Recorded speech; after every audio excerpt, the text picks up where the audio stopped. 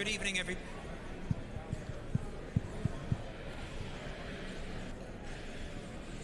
everybody.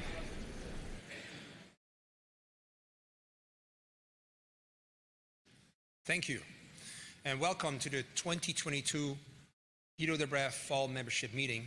Thank you very much for coming out. We've got a packed audience here. Also want to say thank you to those who are tuning in by the live feed. Glad that you can also participate in this way from a distance, and hopefully you can follow along what happens here in the gym this evening in terms of questions and responses. During the evening, you will hear how God has richly blessed us once again. First, by a good start of the school year, and also with the purchase of a future home for Guido de Bres Christian High School. So with great thankfulness and gratitude in our hearts, let us first turn to God in song with the words of hymn 66.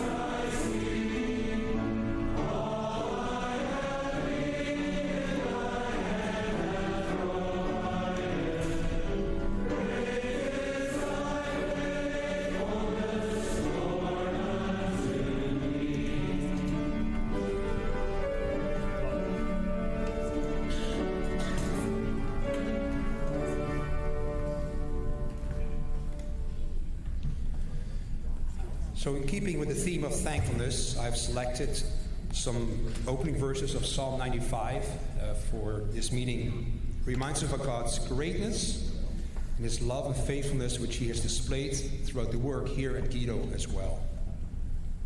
Psalm 95. Come, let us sing to the Lord. Let us shout joyfully to the rock of our salvation. Let us come to him with thanksgiving. Let us sing psalms and praise to him. For the Lord is a great God a great king above all gods. He holds in his hands the depths of the earth and the mightiest mountains. The sea belongs to him, for he made it. His hands formed the dry land too. Come, let us worship and bow down. Let us kneel before the Lord our Maker, for he is our God. We are the people he watches over, the flock under his care.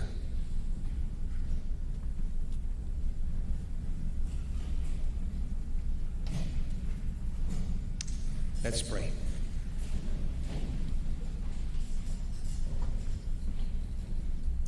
Faithful Heavenly Father, we come before you as a community and supporters of Guido de Bres Christian High School to thank you for your infinite blessings.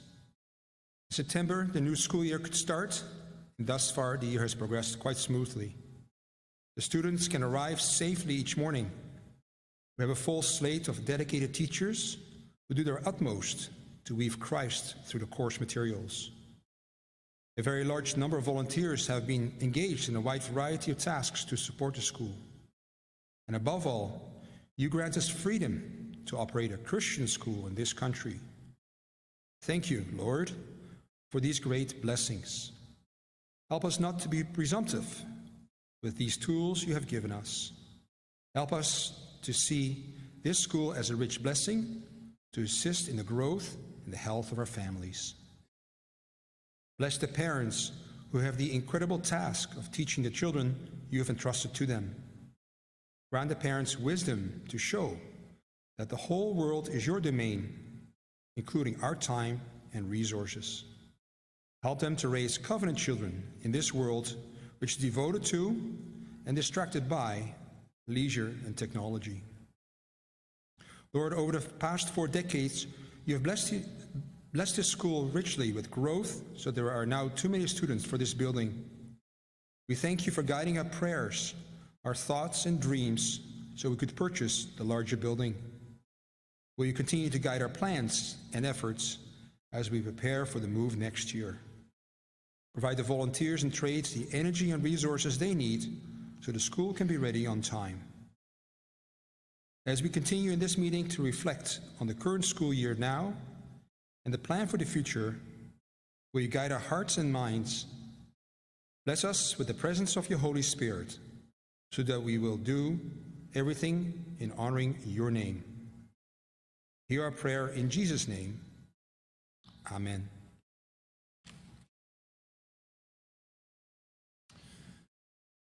Welcome, and thank you for joining us. If you can please go to the back tables there and sign in and pick up your ballot. If anybody else here has not had a chance yet to sign in and pick up a ballot for the vote for tonight, please do so. So thanks again for a full house. We clearly have met the requirement for quorum, so this meeting can proceed as planned. And before we do, I'd like to first make a few remarks about the school year. As a board, we have tried very hard not to let the excitement and the procurement and renovation of the new building take away from running this school and this year. We have been very task-oriented during our monthly board meetings. We first spent the time evaluating the education of Guido before moving on to talking about the Reno project. When necessary, we added extra time on meetings to deal specifically with the requirements of the imminent move to the new building. As much as we're able to, we have ensured that the teachers and administration have all the tools they need to run this school year. When you have a moment, you may want to express your appreciation to the board member from your area. They have been generous in donating their time for the benefit of all who are involved in the running of this school. Each year, we have some board members retire from the positions on the board. We welcome new representatives who come with fresh and new ideas. This year, we thank Adrian Dieleman, Brenda Vandervelde, Andrew Knecht, and Mike Tell for serving the board with their encouragement and time. They had a wide variety of personalities and skills, and we trust that they will find another place to serve in God's kingdom. Meanwhile, we welcomed 3 new board members this year: Erika Holtvloer from the Ancaster area, Ed Port from Grassy, and Mark de Boer from Lincoln. They're energetic and engaged board members and have made their mark on the school year already. The school society will surely benefit from their time on the board. Meanwhile, we've asked Mike Tell to stay on as representative for the Toronto area, as he should have a replacement appointed by the end of the year. That leaves vacancies on the board for representation from Dunville West, from Brampton, and downtown Hamilton, where the Blessing Congregation meets. The board would like to ask the membership if they can help us find board members from these areas. The geographic diversity of the membership should ideally be replicated on the board. The more variety we have on the board, the more balanced will be the decisions for you, the membership. Please speak with your friend or family member and ask them to step up to fill the vacancies. As the school year is off to a good start, we have benefited from many committees who are working behind the scenes. Committees focus on all aspects of education, maintenance, staffing, public relations and promotions, finance, information technology, busing, and board structure. Then there are all the volunteers involved in running the school's extracurricular activities for sports and various clubs. If we could add up all the time generously donated by this army of volunteers, I think we would be astonished how much time this amounts to. All this work not only keeps the school running smoothly, but also contributes to helping keeping the tuition costs as low as possible. So on behalf of the entire school community, I want to express our sincere thanks for all the volunteers and supporters of Guido de Bres Christian High School. Your efforts are noted and truly appreciated. Finally, we want to welcome some new members who have joined the school association this year. In particular, we welcome a number of families who have sent their students to Guido for the first time, as well as two new teachers, Matt van Emmerongen and Stephen Redwood, and Carolyn Baumann, who is our new education assistant. As you settle into this community, we trust you will find the experience encouraging and upbuilding. Together we seek to serve God and do everything in reference to Christ. Now let us move over to the business aspects of the agenda, and we will first ask if there's any questions about the minutes for the spring membership meeting, which was held back in May. The minutes were circulated in your package. Are there any questions or additions that still need to be made?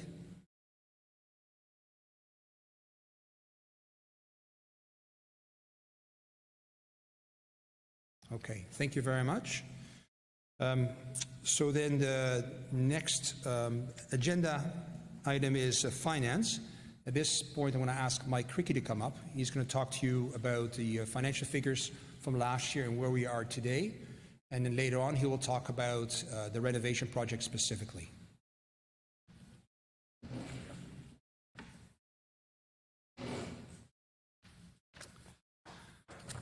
Thanks, Bert. Bear with me, my throat's a little dry here, so I'll try and keep this somewhat brief, and because the exciting stuff's near the end of the meeting today. I did want to mention also there was probably about 7 or 8 members who were not on the list, who are, in fact, should have been on the list at the sign-in there, so apologies again for missing you on that list. We do appreciate your donations and contributions to the school. Some of the downsides of automating some of the list generation was a couple people got missed there. So on the agenda, I believe it talks about walking through our current year-to-date first, and then our last fiscal year. I'm going to flip it the other way around first, and we'll take a look at where we were last year. So there's 2 pages in the package that kind of highlight last year's financial position. One, the statement of financial position, and the other, the revenues and expenditures. It doesn't map this against the budget, it maps against previous years. So if you're looking for what that variance means, it's looking at the actuals of 2021 versus 2022. So just a couple highlights there. I'll go right down to the bottom of the page, and you'll notice that we did run a deficit last year of about $225,000.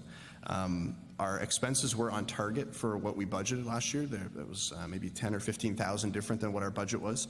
So we did a good job maintaining expenditures, but our revenue side did fall short last year. Part of this is due to the fact that we had intended for a campaign last year, which I probably, if you recall my message a year and a half or 2 years ago almost, we talked about running a small campaign to bump up donations this past fiscal year.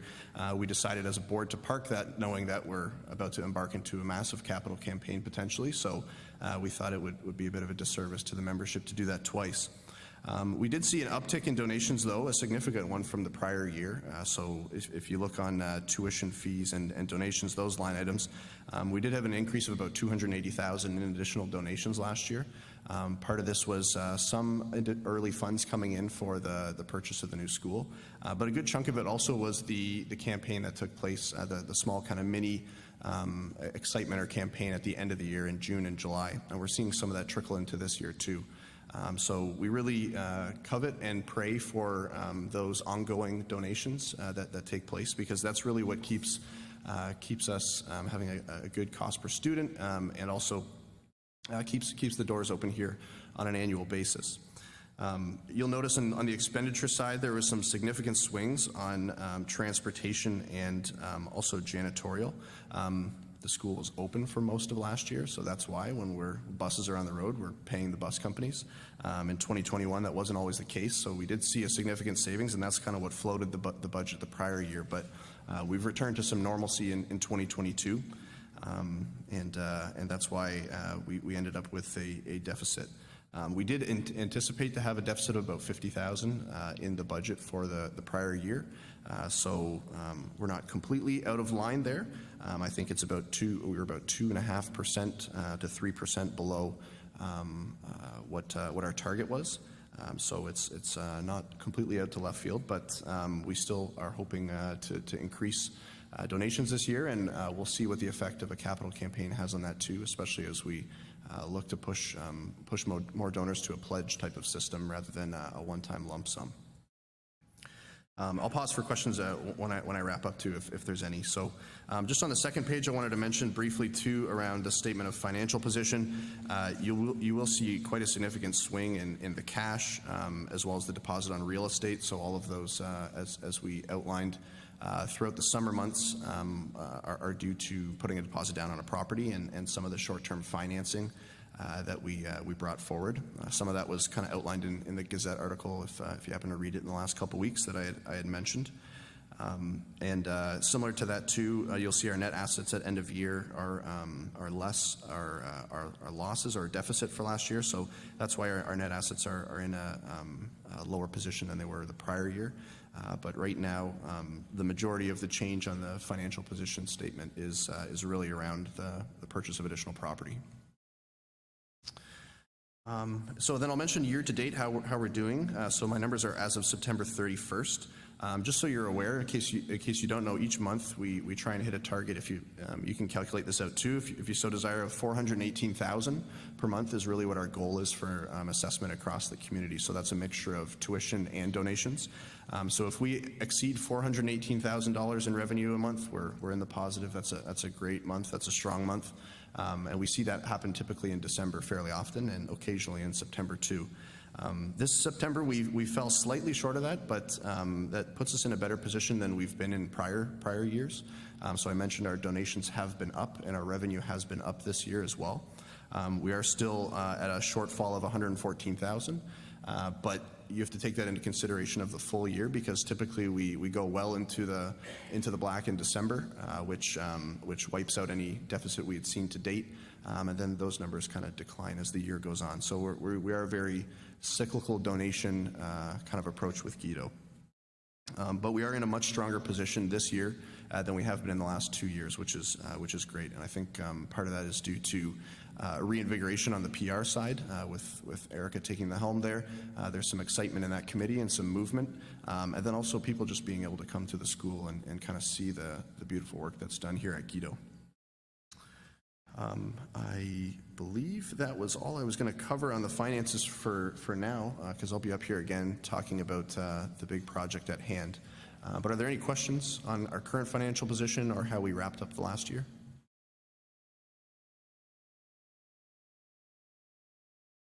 I'll take that as a no. Okay, if you do want to see me after, or if you came in late and your name was not on the list, feel free to flag me or grab hold of me before the vote happens so we can make sure you get a ballot. I do have to put a motion to the floor, as we do every year, on the approval of moving forward with Vine and Partners, or Vine Group, as our audit firm again for next year. So can I get a first on that, to approve Vine Partners as the organization to carry out our audit for next year again? Okay, there's one, and I see a second there. If you want to just mention to Ange after, rather than blurt it out now, just your name so she can jot that in the minutes, that would be appreciated. And then we'll also just do by show of hands then for approval for Vine and Partners. So all those in favor, raise your hand. Okay, that's great. I didn't want to have to go to market for another audit firm, so I appreciate that. And then with that, I'll turn it over to, I believe, Bernie is going to come up here to talk about the Harvest Foundation. And yeah, perfect. Yep.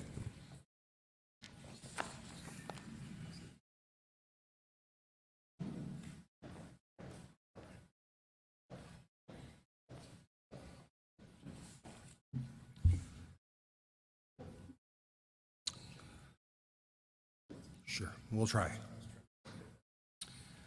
Thank you, Mike, and board and the membership of Guido for having Harvest Foundation take a few moments to give you an update on Harvest activities. So my name is Bernie Kotlenberg. I work as Executive Director for Harvest Foundation about 2 days a week, and we're pleased to be able to update you on how Harvest continues to help parents and work at reducing tuition. If I can figure out this clicker, there we go. Wanted to share a few things that are new and exciting at Harvest Foundation. We've added one new school as an associate benefiting school, Providence Reformed Collegiate. That's a high school out close to London.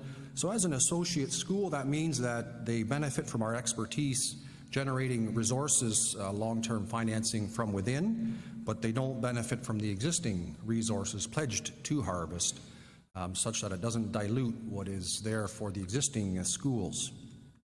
We're starting something called Harvest Celebrations, Stewardship in Action. These will be branded stories that we provide in some of the school periodicals, showing how people have used Harvest tools to benefit one or more of the schools.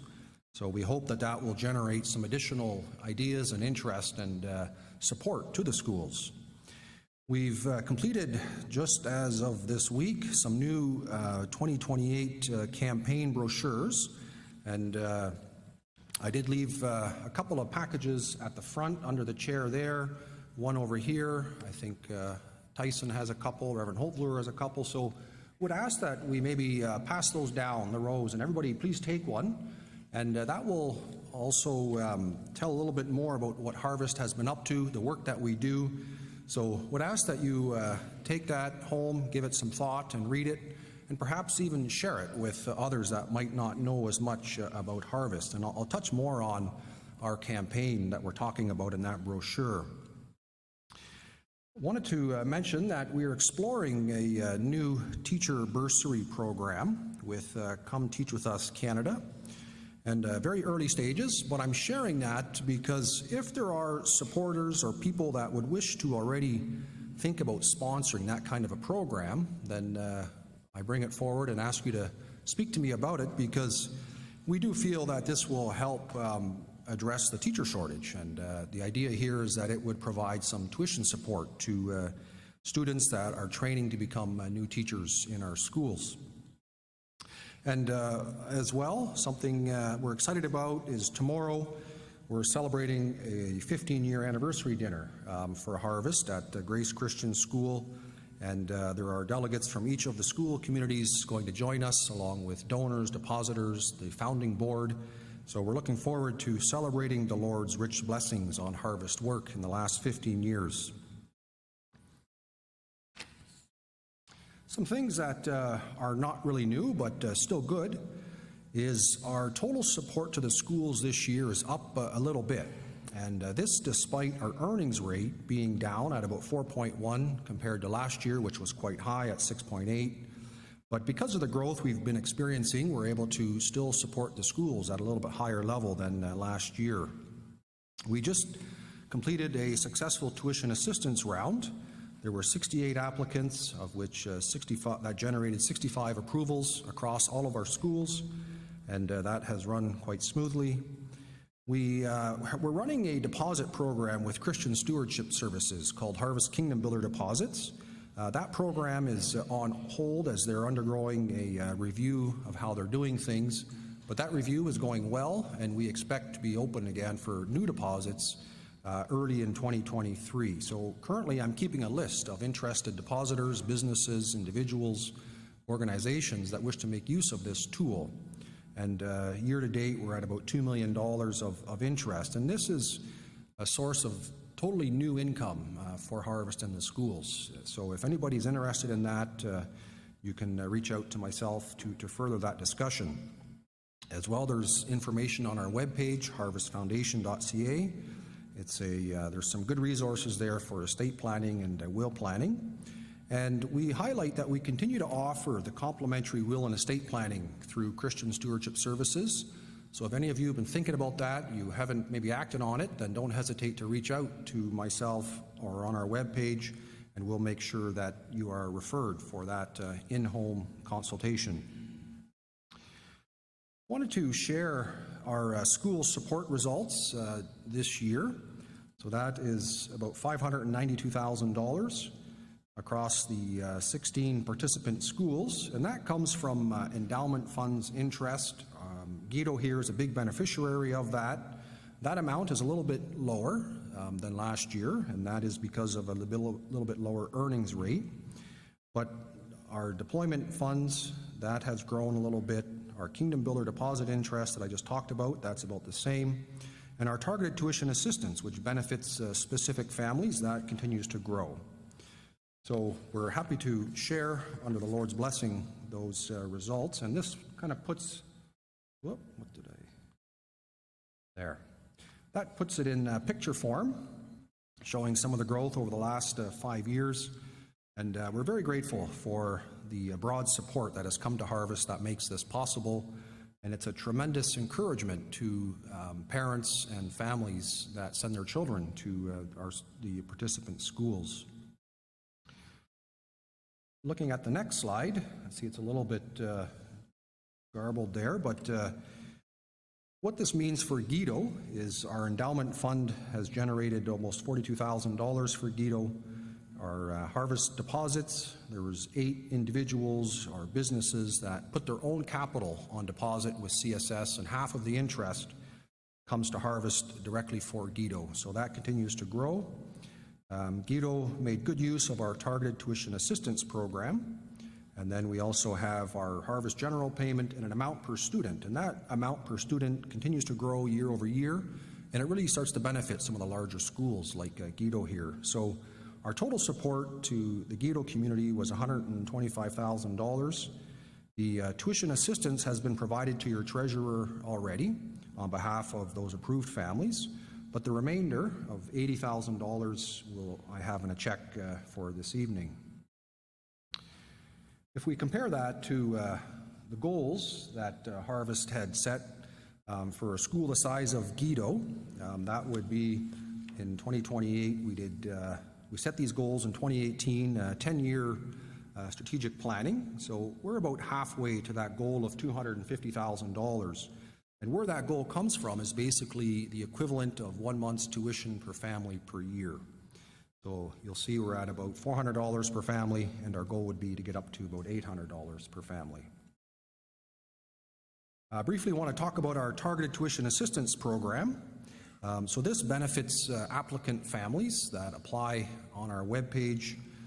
It's administered through a third-party independent school management and their FastAid platform. We use that to gather confidential financial information, and a subcommittee of Harvest Foundation is able to make fair and consistent awards to those families, and we pass on the information to the school treasurer such that the financial information is not shared with the school board or anyone else. And families apply to that on our webpage under tuition assistance. Our current round has been completed, but we do offer this again starting June 1st for the next school year, the Lord willing. And I would highlight too that the resources pledged to Harvest to work with for this program, there's resources in place for some 10 to 15 years for that program. So we would encourage many families, also within Guido, to make use of that. And we've recently opened that up to pre-support as well. So some promotion committees have used that to generate new members for the school, and we would invite Guido to also think about using that program. I wanted to briefly highlight our partnership with Christian Stewardship Services. That remains very productive, very blessed. Their pool is now about $114 million, and it's a very stable pool that they use to give mortgages to Christian organizations, churches, and schools. I know Guido was a fairly large beneficiary of that. And because they have so much of their funds into stable 5-year mortgages, they are not that susceptible to the market fluctuations. Anybody that's got RRSPs or TFSA, you'll know that the markets have not been that rewarding over the last year. And many foundations like Harvest that depend on the markets have incurred not a return, but perhaps a loss. But through the work we do with CSS, our earnings remain stable, and we're very thankful for that. So while our earnings are this year to date a bit lower, they are still positive. And thankfully, the capital in that pool is secure. It is not subject to market fluctuations. And if we think about the 10-year return, taking a longer-term view, it's been about 5.25%. So as Harvest Foundation, we're quite satisfied with that return for the risk involved. On our next slide, we'll share some of the bequest growth that we've experienced in the last number of years. This is the bequests that we know about. This is mostly done through CSS, and it's up to about almost $30 million now. And this represents future pledges, gifts to Harvest Foundation to use for the schools. And you'll see that that has grown quite a bit in the last number of years. A couple of years ago, we had invited a lot of the school communities to participate and to have a CSS rep involved in meeting in their home and talking about will planning, estate planning. And every year we still get requests for this, and we make those referrals. So we encourage people to make use of that. But I wanted to share this with you because it shows the tremendous support for the work that you as parents, as board, as teachers and committees do in a school like Guido here. And this is very encouraging also for us as Harvest in our work. Coming back to the campaign that we talked about in this brochure, Harvest Foundation No Greater Joy Campaign 2028. That's based on 3 John verse 4. I have no greater joy than to hear that my children walk in the truth. And really, that's our prayer as parents and as a support community, that our children would come to rightly know, honor, and serve the covenant God who has claimed them. And in a school such as Guido, the Reformed identity and character in Reformed education is vital for our children to grasp and to know the deep truths of God's Word. And in that path, for our schools, there is much support also from the church community, parents, grandparents. And this will be the theme of a coordinated campaign that Harvest works at. We're looking to grow our capital to about $10 million if we look at some of the planning that we've done. Now, this would be over the next 5 years, and it's based on generating about $1.1 million per year for the schools, and that comes from growing our capital to $10 million, growing our deposits now at about $8 million, up to $15 million, growing our bequest pipeline, also our targeted tuition assistance. And if all those come together, also with the Lord's blessing, then that's what the school support would look like. So we would invite many to join us in this journey, in this campaign, and we'll be speaking some more about this within our church communities and school communities. So this concludes my presentation, and as Harvest Foundation, we would wish you the Lord's rich blessing to all the work that's done here at Guido, and especially on the plans that you have for the future. May it be richly blessed, and thank you for your attention, and would pass on our annual check to your chair. Thank you.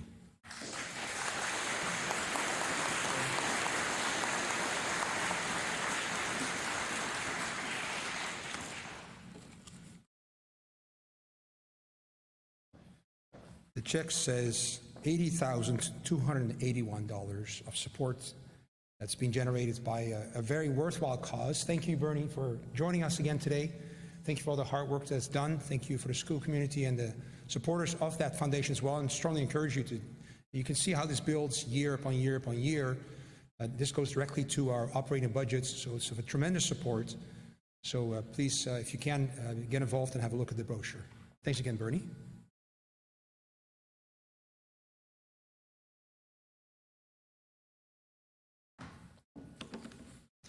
Okay, so we're at the next topic on our agenda, Guido 2.0. Now, from the information package that was circulated to you ahead of time, you've read that a lot of work was done since we won the tender process and took possession of the new school. One thing I want to highlight is the incredible work that was done by a very small committee over the time when most of us were on holidays. They were hard at work trying to establish the bridge financing, which financing was necessary in order to buy that building before we sell this one. So that was a tremendous task in a very short time. They contacted a number of supporters of the Guido community who stepped up. Those supporters were willing to give loans interest-free, which saved the society roughly $500,000. So first of all, thank you for all those who have stepped up for that process. Your generosity is noted and very much appreciated. Also, thank you for the members of that committee who really put in a lot of hours, spent a lot of their own time in order to make this work.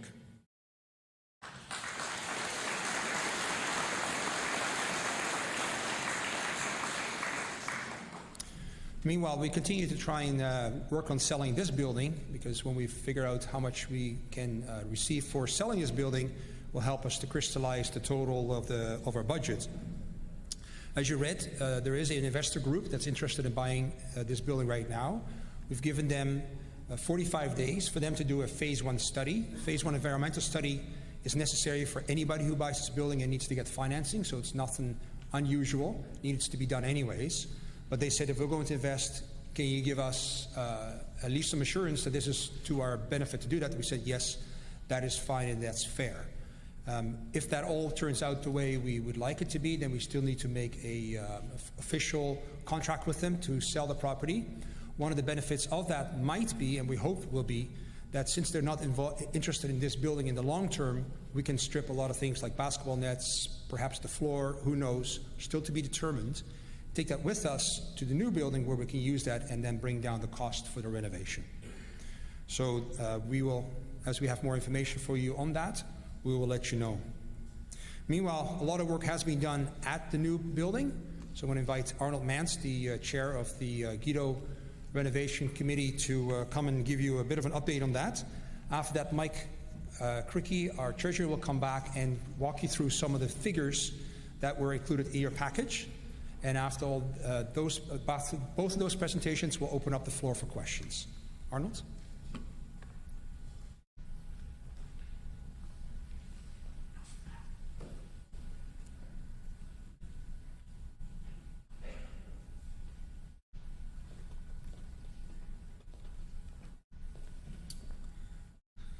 Yeah, good evening, everyone. As Bert has alluded, there's quite a bit of work that's been going on. It's amazing how so much gets done and how blessed we truly are.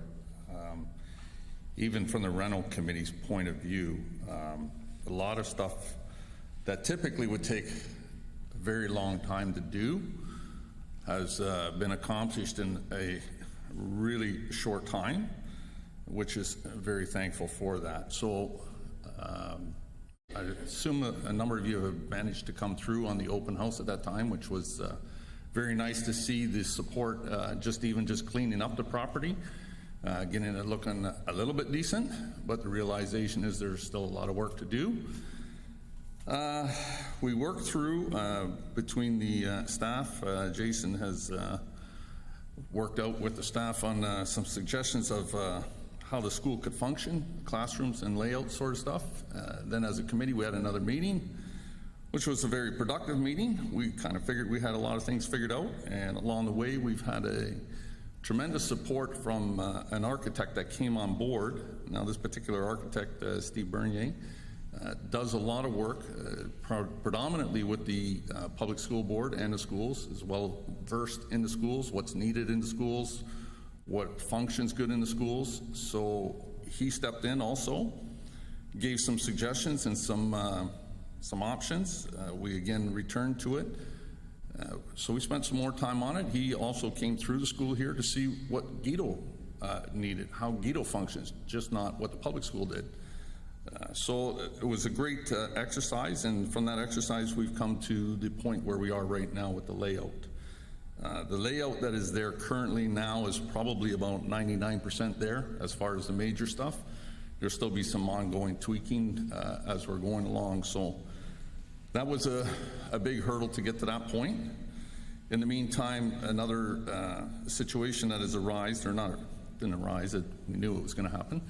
There's absolutely no survey, site plan, anything, since the school was built in 1967. So there's a good old-fashioned drafting plan done by pencil.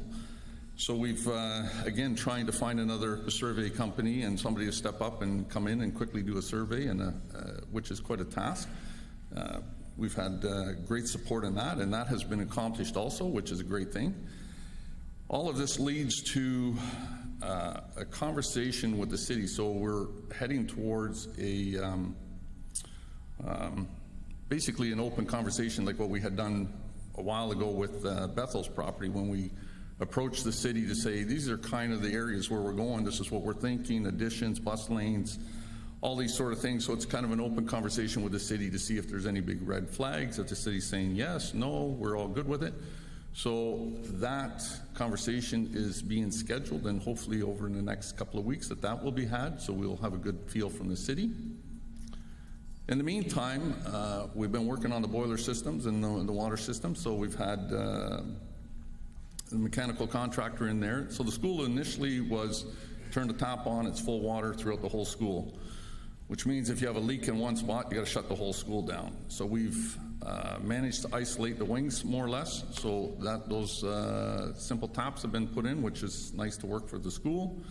They have been in the process of filling all the radiators up, which I think 99% are done too. There's been a few leaks and a few, which is no surprising, nothing major. They were hoping to fire the boilers up this week. I don't believe it has happened yet, so we're hoping to fire them up next week. But as it sits from that point of view, there's no big red flags at this point, which is nice. And yeah, then we've continued to work through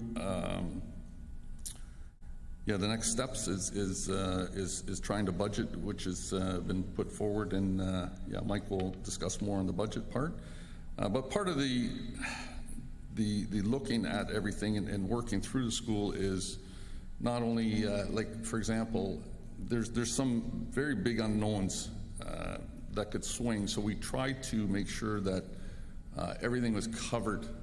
And hopefully we can come back that certain things weren't needed and definitely save in the budget. But, you know, for example, is on a site plan, when you put a bus lane in, we don't know if the city's going to ask us to put oil interceptors in. Well, what's an oil interceptor? It's a big tank.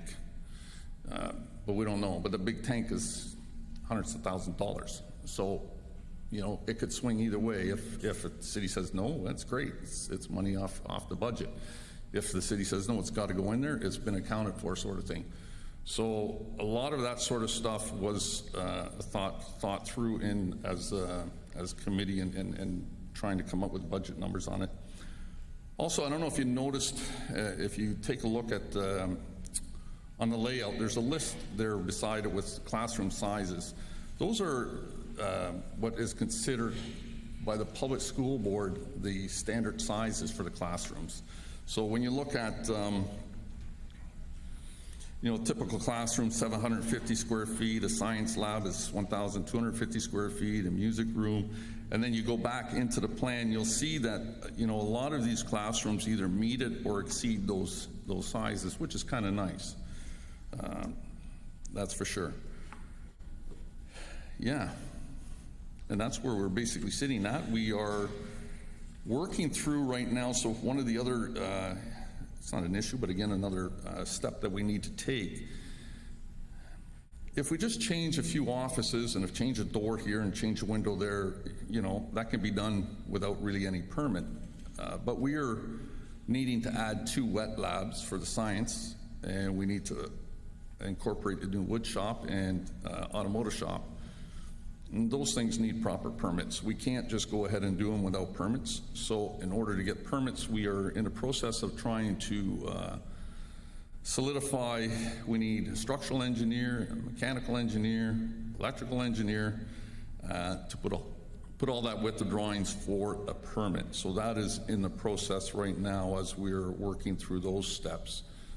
Nothing is solid on that yet, but we are working on that because that is definitely something that needs to be done. And that is one of the things that are kind of a little bit out of our hands as far as the timeline is. So like I say, we've been blessed with an architect that's gotten us. We've been blessed with a site survey. So hopefully that we may continue to be blessed in that way and in such be able to move along fairly rapidly. So that is the next step. Once this is sorted out a little bit, then the rental committee will start to also address and put together a bit of a schedule. There's definitely some demo work, some cleanup work that needs to be done inside there. So we will start working towards that, and then also letting the membership know when we'll have those days, and hopefully we'll see a great support like what we had for cleaning up the outside. The site plan, just a note of the site plan. I know it was mentioned earlier when we were looking at the school, the Guido here currently is roughly, I could be off by a parking spot or 2, but it's roughly 35 parking spots or 38 parking spots that belong to the current Guido here. If you count this and what's needed with the proposed gym addition, we are roughly 93 parking spots. And I believe we needed 90, so we're tight, but we are above what's required. But it's quite the amazing thing to jump from 35 or 38 parking spots to technically 93 parking spots, which is pretty neat. Also, as far as site plan and work that's ongoing or that would be proposed, if you look on the site plan also, that call it the north wing, you'll see behind the Guido or behind the proposed gym, there's kind of a hashtag line that continues on that east and west line. So our proposal to the for site plan would only be anything that's involved in front. We are not looking to touch anything out back there or do anything out back there until once we're in, and that means addressing like the soccer field and cleaning up a few things there. It just wakes up too many problems with conservation. It's not that we can't do it, but since we're in a tight time frame, we just don't want to add another wrinkle in it that we can't deal with and put us behind. And it's not that important, as it eventually it'll be addressed, but for the sake of moving the permits along and getting things going, we felt best not to touch that or mention anything. Yeah, and that's basically in a nutshell where we're sitting and what's been accomplished and what we're hoping to do. Any questions on the nuts and bolts? We'll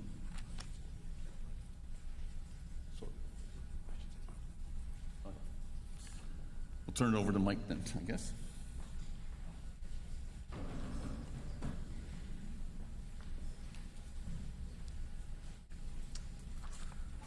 Thanks, Arnold.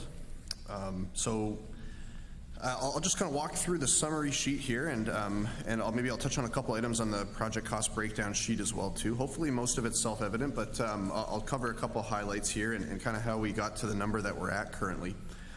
So we met back obviously in February when this was first proposed, and we put a motion forward for $18 million for the proposed purchase and renovation of the property.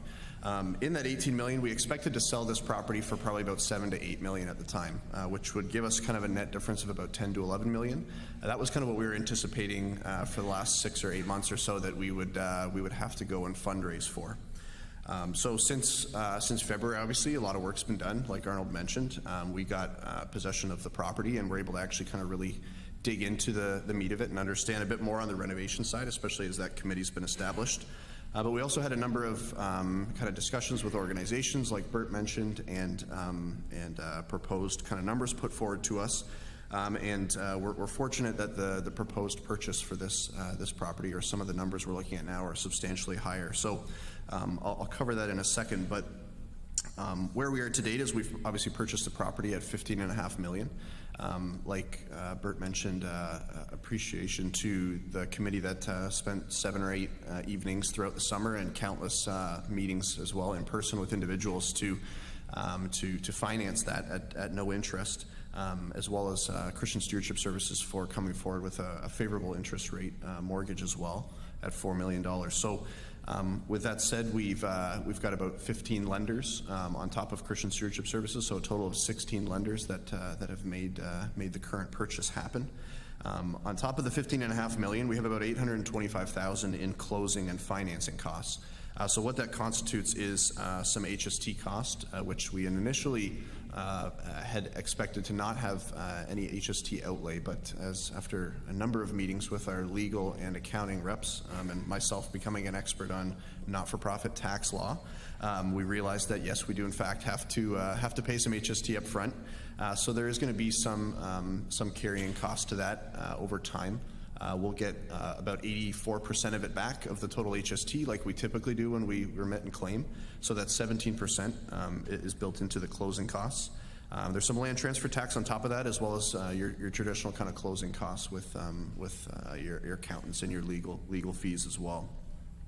So to purchase the property, $16.3 million is what we're looking at the end of the day. On top of that, the renovation committee under Arnold and some other team members done a significant amount of work to determine kind of what the renovation would be required to move in. So we're looking at about $6.5 million, and that's broken out in the line items that you can see in the second page there under the project cost breakdown. So a good chunk of that comes into obviously renovations with some of the core kind of site work and building infrastructure rounding out about just over $2 million, and then $4 million of that coming in at renovations to the space, whether that's moving classrooms, adjusting walls, putting in wet labs, or restructuring the shop as outlined here. You can see the number of line items here kind of goes to show the level of detail that the committee's got to already. Obviously, we'll have HST on top of that, and on average, we've added about 5 to 7% contingency cost for unknown variables that may come up. So you'll see some contingency line items in here too. The second big piece that comes in here really is the gym addition and renovation project costs. So when we met in May, we talked about, okay, 3-4 years down the road, we think probably about a $4 million gym is what's needed, 4.5. But we'll deal with that probably 4 years down the road. We're focused on moving in. We tabled this, or sat around the board table for many hours debating this back and forth in discussions, a number of discussions with financing teams, with local treasurers, as well as with the PR committee too. And it was decided as a board that the right approach would be to include the gym costs in the front end of the project instead of waiting 4 years down the road and trying to reactivate the PR team and a campaign, reinitiate another capital drive 4 years down the road. The thought was, let's do this once, let's do this right, let's go for it all at once. We'll see where we land ultimately and what the Lord blesses us with, but we thought the best approach would be to tackle this all at once. We haven't done a capital drive at Guido in probably 7 or 8 years, if my memory serves me right.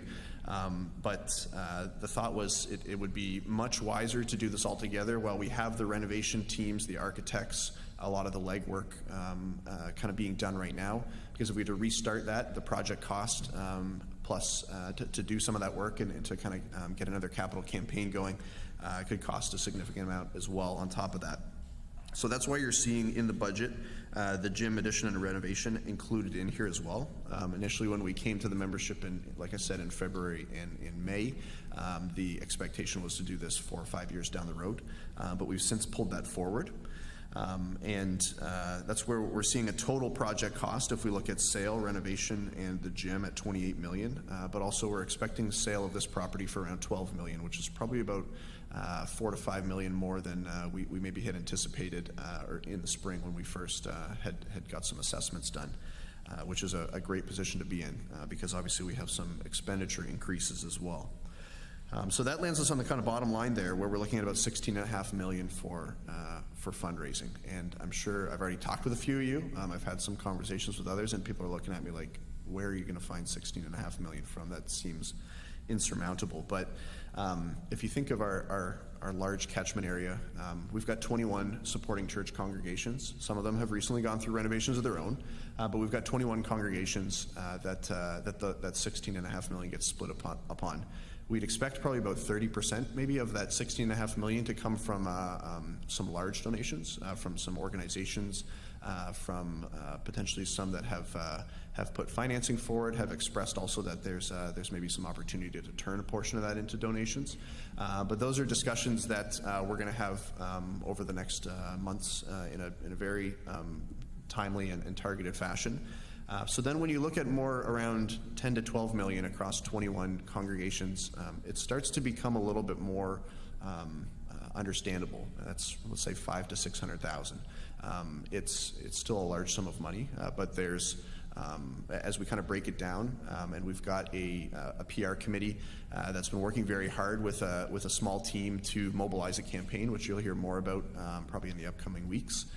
As well as really mobilize and re-engage local donors. Someone asked me, how many donors do we currently have to Guido roughly? It's roughly around 1,000 different organizations or donors right now across our membership base. This is definitely has been lower than where we have been in the past. So there's really an untapped donation base that we're really excited to kind of reach out to and re-engage. So that's kind of all I wanted to say on finances. I think we're probably at a point where there's some question period now where we can talk through that, but I'll hand it to Bert, and happy to slice and dice numbers as you see fit, either in this forum or one-on-one as well too. Thanks. Yeah, so the next section of our discussion this evening, we're going to talk about the motion.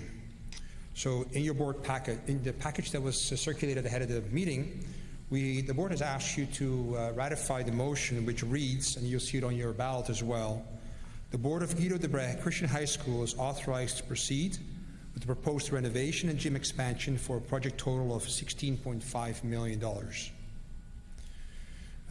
Before we proceed with the vote, if anybody came in late, if you haven't got a ballot yet, please go to the back tables there.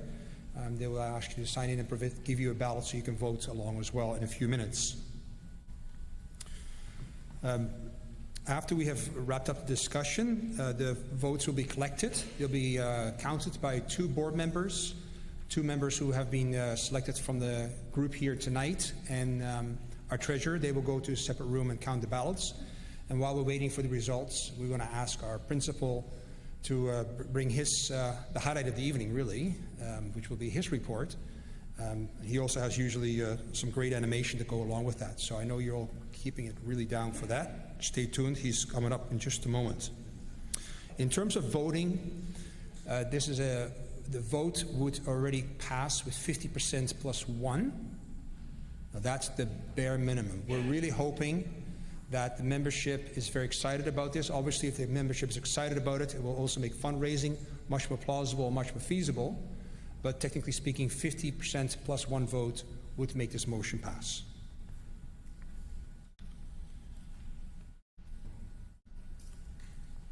Okay. So if you have any questions about the package as it relates to Guido 2.0, feel free to walk up to the mic, and I'm going to ask Arnold to come back up here. I'm going to try and answer as many questions as we can. If you're going to ask questions about color, you ask the wrong people. We don't know the colors yet. We don't know a lot of details. What we do know is what the building that you have seen when you walk through, and we want to bring it up to a level where we don't need to worry about it for many, many years to come. That's why in the package that you've read, there's a lot of things in there that you might say, does it really need that? Does it need a lighting retrofit? Good question. The power is on, but if we're going to do this, let's do it now, because to go back in a couple of years and ask the membership for more money is very difficult. It's already difficult now. It's not easy to put a fundraising group together. It's a little bit of a daunting task for people to go and ask others for money. We do have a fundraising committee that is ready to go with your approval. So therefore, that's the reason, again, why we're asking you to allow us to go ahead with the whole project.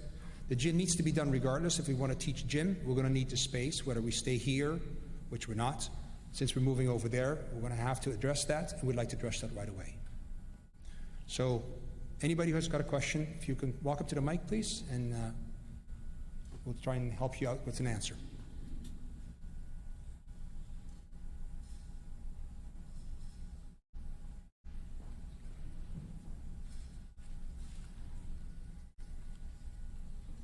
My question just says that under scope, you're saying you're hoping to get 10 million for the school, but under the budget proposal, you're saying 12 million. Just Okay. if you can address that. That's in the package? Yep. Okay, and where did you see the 10 million? Under the scope of the project, their pages aren't numbered, but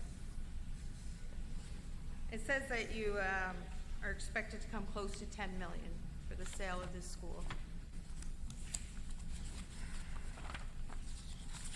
Oh, the scope. Oh, okay. I think I know where that is. Yes. Just for clarification then, back in March, the membership approved the project for 10 to 11 million. So that was what we asked and we discussed last year, March. That's where the 10 million comes from. And the project right now is that plus the gym, which is where we get to 16 million. Does that answer your question? Yeah, thank you. I made the long walk over to the microphone. Just curious about the timeline for when the fundraising needs to be completed by. So I don't know if it was in the package and I missed it, but wondering when you need to have that fundraising completed by. Thank you. Mike? Yeah, I can speak to that a bit. So our mortgage currently is open-ended for $4 million. So if we want to continue to carry that $4 million mortgage, we can with some negotiation and discussion with Christian Stewardship Services. The remaining project costs, obviously, renovation costs, we would incur throughout the course of the year, with I think the bulk of it probably hitting really before September of next year when we anticipate to move in. When it comes to loans that we currently have in promissory notes that are structured right now, they range anywhere from 6 to 18 months plus. There's some who have given us an 18-month term and said, let's revisit this in 18 months. It could be open-ended. There's some that have also said that we would prefer repayment of those loans within 6 months, but there's opportunity to extend as well. So we're looking for, I have a full kind of cash flow breakdown, but really the goal is to get the bulk of the fundraising done throughout the late fall, winter, and really with a target to kind of wrap things up by January, because this is a good time of year for many businesses when they know how they're, and many individuals as well too, where they know how their budget's going to wrap up for the year. So really the goal is in the next kind of 3 months to kind of, or 2.5 to 3 months to kind of hit the ground to really be aggressive with our fundraising. And then also we understand that some of the fundraising is going to come in the form of 1 to 3 year pledges as well. So there will be funds trickling in over time. And should that be a higher portion of the donations coming in and the fundraising, then there's opportunity to kind of look at how we structure some of the costing then. But really the goal is in the next 3 months to have a good chunk of the fundraising done. Thanks. Yep.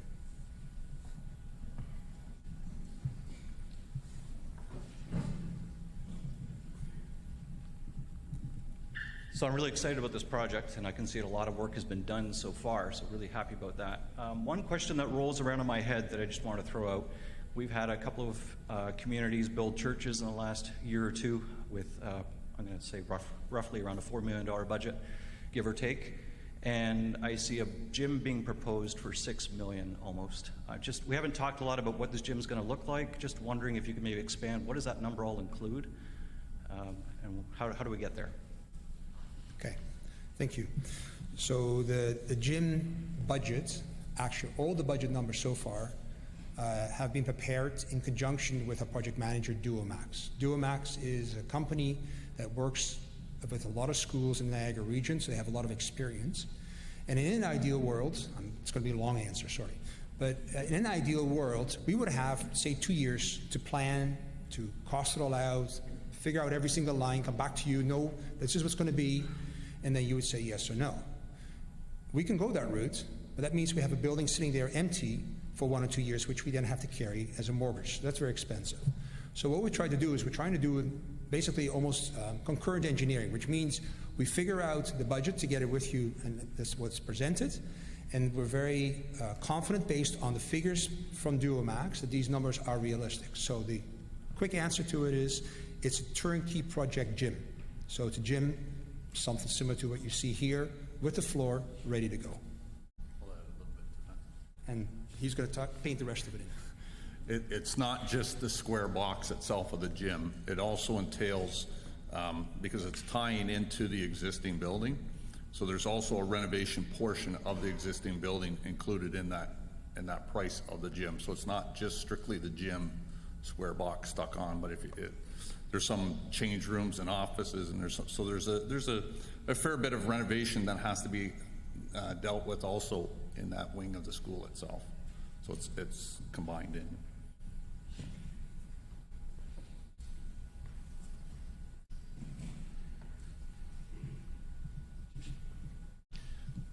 Just a couple of questions for clarity. And I can appreciate the ton of effort that's gone in, and thank everybody for that. It's definitely a good proposal. I'm just wondering what the number of funds is needed in, or either in pledges or actual donations for it to proceed. And then you mentioned the 50 plus 1. For clarity again, what is 50 plus 1 of what? Those that voted or the full membership? Thank you. Okay, thank you. So I'll answer the first question, second question first, and then Mike can answer the first question. So to answer the question about the number of votes, it's 50% of the members who are here tonight in favor, plus 1 vote. Okay? And then as for the number of pledges, you want to answer that question? Yeah, I mean, don't take this as kind of being crass or short, but really, I mean, the dollar amount we need to move forward is $16.5 million. We've kind of, I mean, we can start work now.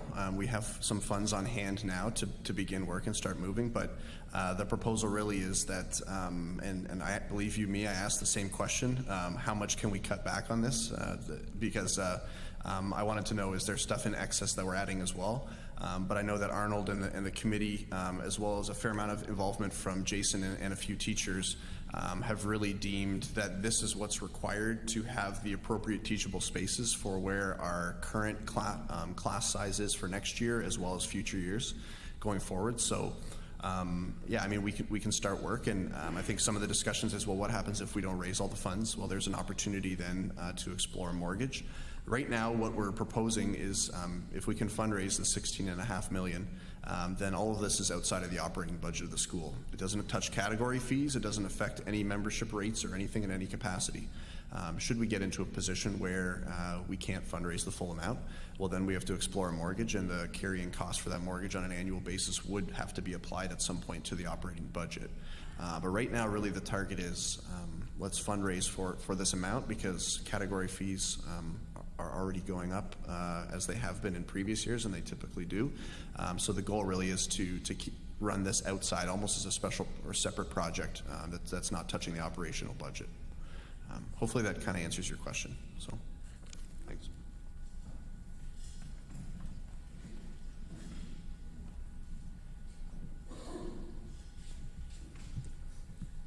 Good evening. I wanted to ask about The way I understood it originally, we were looking at shooting for approximately around an $18 million budget with renovations and purchase all included. So I assume at that point in time you already had the $15.5 million purchase price somewhere around there close in your mind. So that leaves us with about $2.5 million of renos. So I'm just curious if you could maybe sort of elaborate on the reno budget has now gone up to 6.5 instead of 2.5. How did we get so wildly, or I guess so much higher than where we were originally? If you could just maybe lend some clarity to that, I'd appreciate it. Thank you. I can jump in and you can add to that. So I think at the time in February where we were, I think it's safe to say we were probably looking around 13.5 or 14 was kind of what our anticipated purchase price was. Not having seen the space too much, as well as knowing where the market was at the time. I'm sure you've all seen how the housing market has gone in the past, well, from February to probably April, May, when we put the tender in, and then how it's I'd say paused a little bit in the past few months. But when we looked at the space and we looked at the opportunity cost, should we not be successful in getting a space, then having to rent a new facility while doing renovations in this space potentially and losing our field, we felt as a board that coming in at 15.5, which was a decision made after the meeting in February, was the better approach. So our final tender got tabled, I believe, in May. Am I correct on that? Or was it? Yeah. And between February and May, that's where we had some deeper studies into what the property value was really worth.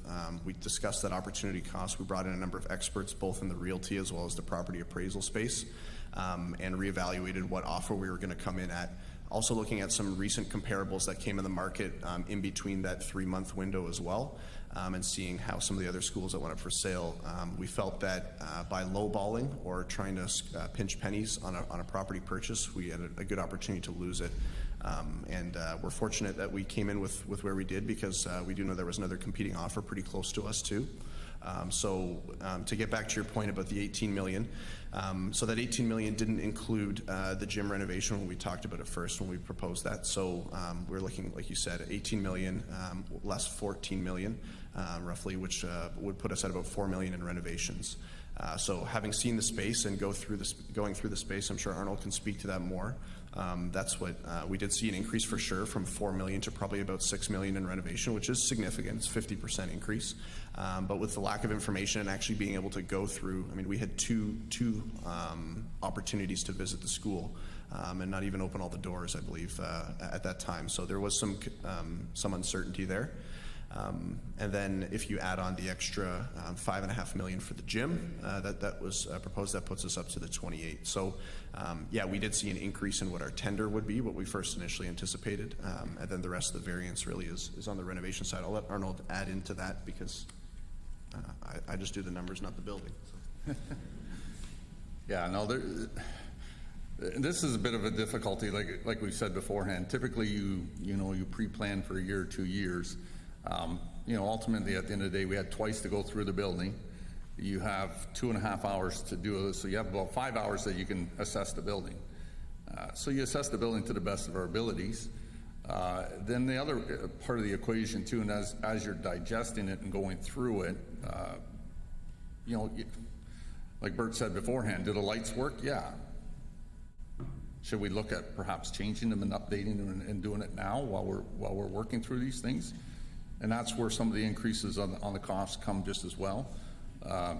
In theory, do we have to have bus lanes in front for site plan? No, we don't. We could park the buses on the street, save a couple $100,000. I think it'll be congested. I think the neighbors might be upset. So again, it's one of these things, as you're digesting this stuff. This is where, like I say, part of the danger with these type of it's not a danger, but it's part of this type of project where you're trying to move along and trying to catch everything as best as possible. But also going back to the pricing also and the purchase of the property, back in the days when we were calculating things, for example, when we reflect, the Delta High School was sold for $15.5 million also, which was roughly 6 acres. This was 6.2 acres. We were 15.5. So that was kind of one of the things that we took at. And when you take the 15.5 and you break it down and divide it by 6.2 acres, And when you're looking at, you know, potentially, hopefully getting the 12 million for 4.2 acres here, we would actually be getting more per acre, a higher price per acre for the current Guido property than what we even tendered down there. So it's a bit of a shifting market, and okay, today the market is dropping a little bit on housing, has dropped a bit, but at that point, that's where it was sitting at. And that's, like I say, it is a moving target in a certain way, and we got to kind of flow with it. It's like driving down the QE, going full steam and trying to look at the blade of grass, but all you're seeing is the building. So that's what the ride feels like some days here. So, but hopefully that answers it.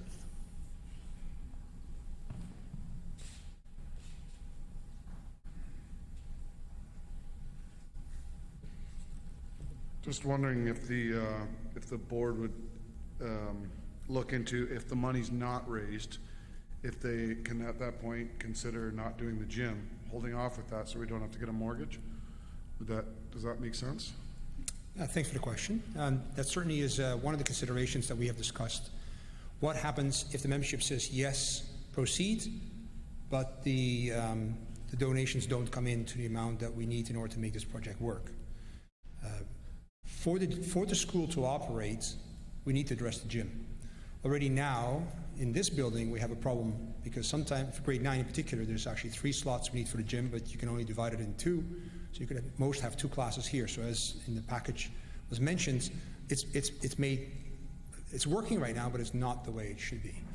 So what we hope is, first of all, that the membership approves this with a resounding answer, and then also that the membership is able to finance it together. If that is for some reason not possible, then there's a number of scenarios that the board can look at. One is to look for a mortgage to carry it, have that mortgage, if possible, run outside of a regular operation so it doesn't affect the monthly category tuition costs, and have donations for that interest until we can pay off that debt. That would be one possibility.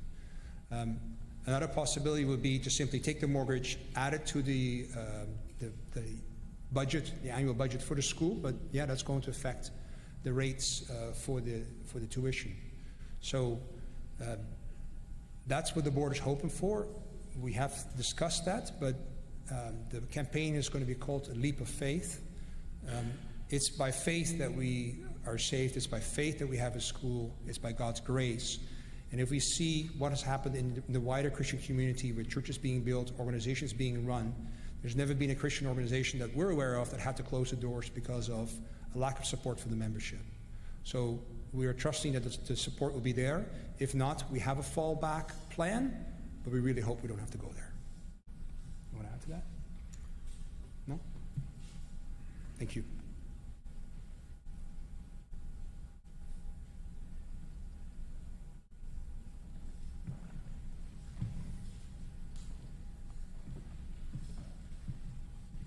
You addressed some of the costs, how they shifted as we went, but I guess what I'm left with is the board got a resounding number at $18 million to spend $18 million. But what we're hearing now is before the tender went in, the board planned to blow past the $18 million.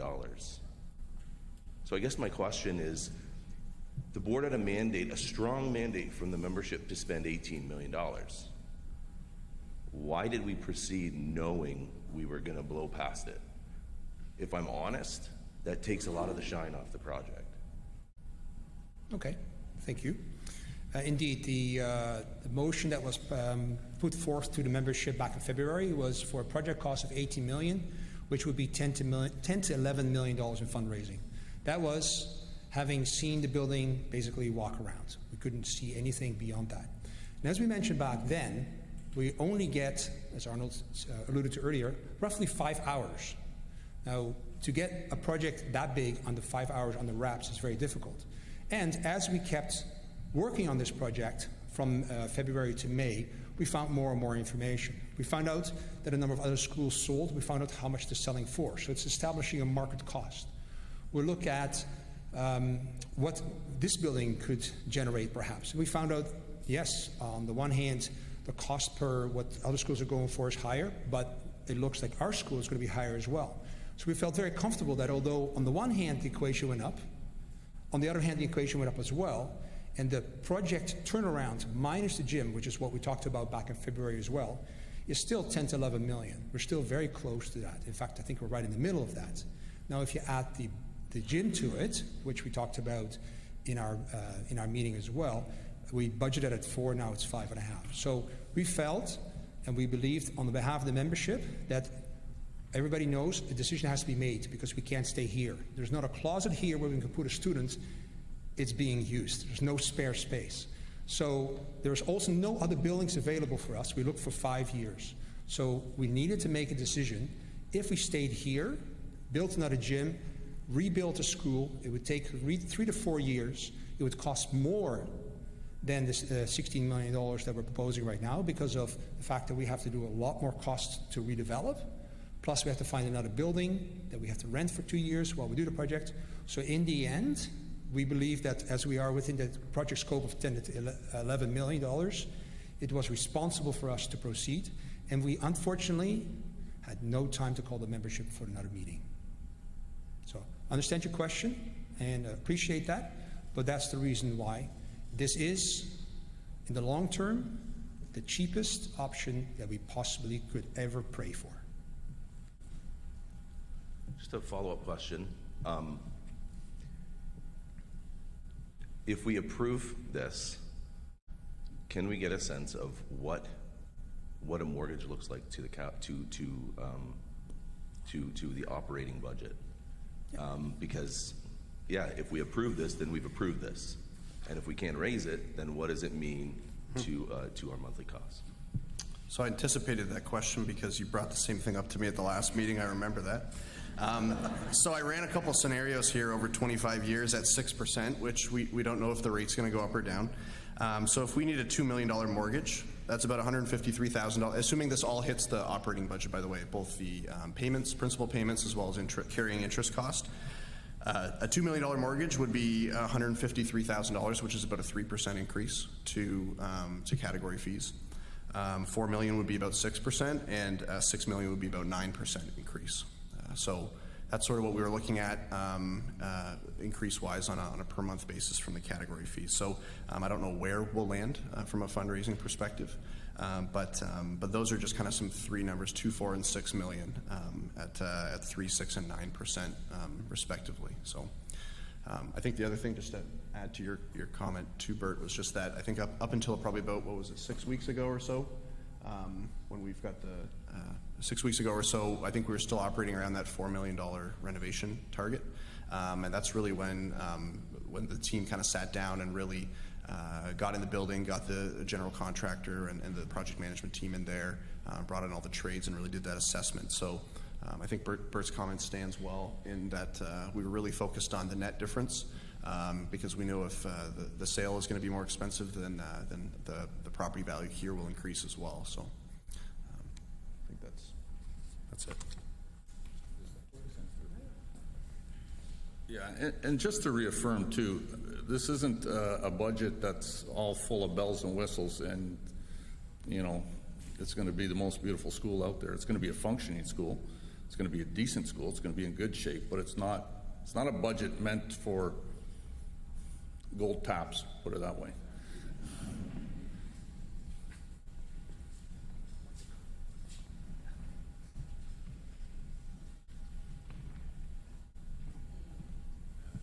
When I look at the site plan, I see no soccer field on there.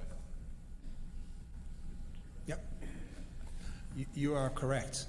You want to talk to him about that? Yeah, the soccer field is there, but it's not drawn on the plan. And like I was saying earlier, we don't want to. We can address part of the soccer field. It can be made a little bit bigger. It's still not going to be the full size that we have here. We don't have that square footage. And we don't want to give the city any reason or conservation any reason not to give us a permit because we're playing with the soccer field and we're not getting the science labs and the wood shop done.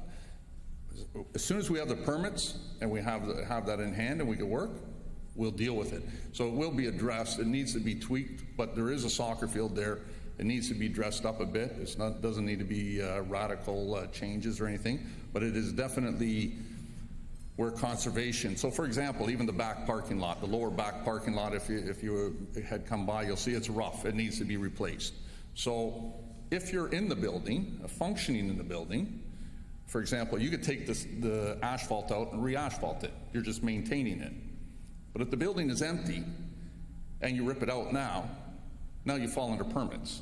So there's certain things as we're going through the process that will be addressed, and it will all be, it's all been taken into account. It's just a process of how we do it in order not to slow anything down of getting in there to do the actual renovation. So, but there is a soccer field there. Unfortunately, it's not the full field, but there is a soccer field. So.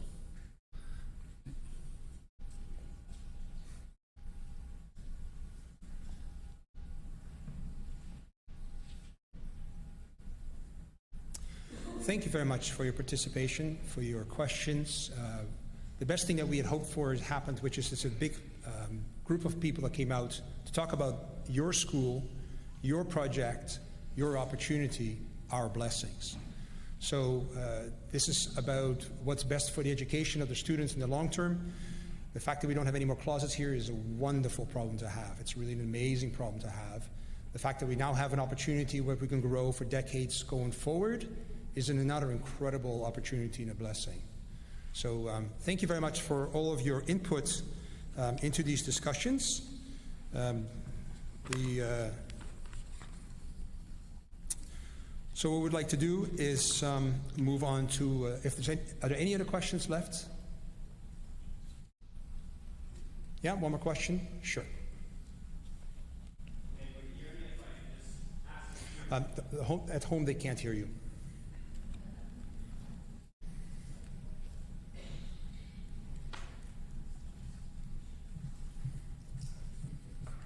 I'm just curious about the offer, or sorry, the anticipated sale price of this school, and how confident you are that that 12 million is going to be realized, and or that what's the possibility that after this assessment is done, they're going to realize that they're offering more than they ought to, and then reduce that price, because obviously that's going to impact whether the 16 million is going to cover or not.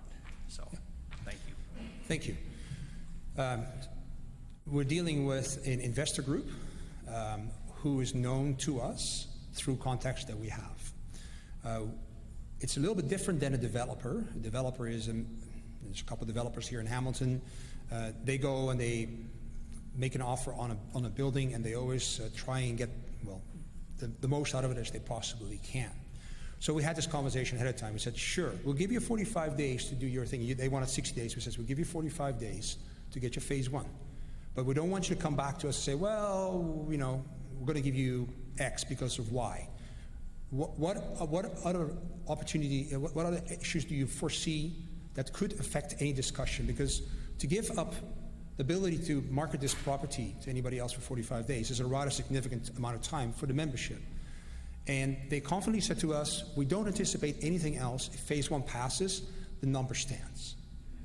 So phase one, very simple, is making sure that this property that we're on doesn't have any history of a factory or an orchard with pesticides or whatever. That's the kind of research, in a nutshell, what they do.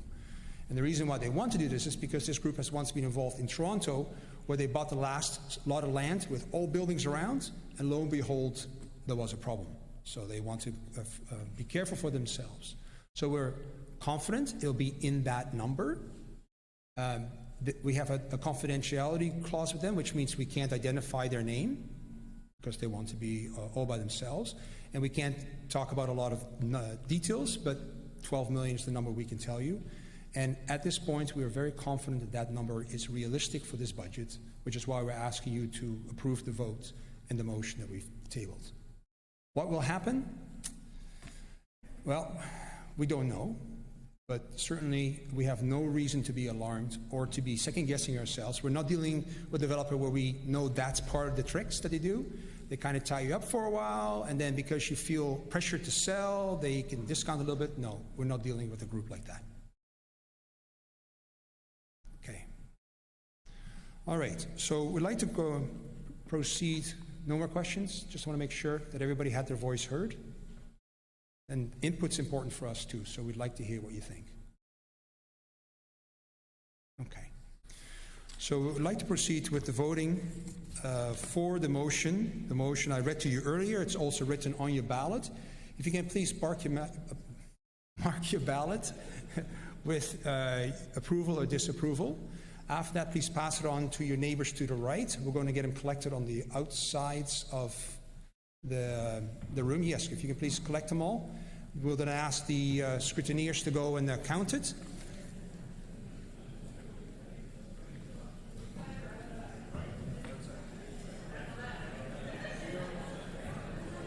To the outside, to the whatever. To the where it's the big basketball nets, if you don't know where the outside is, that way.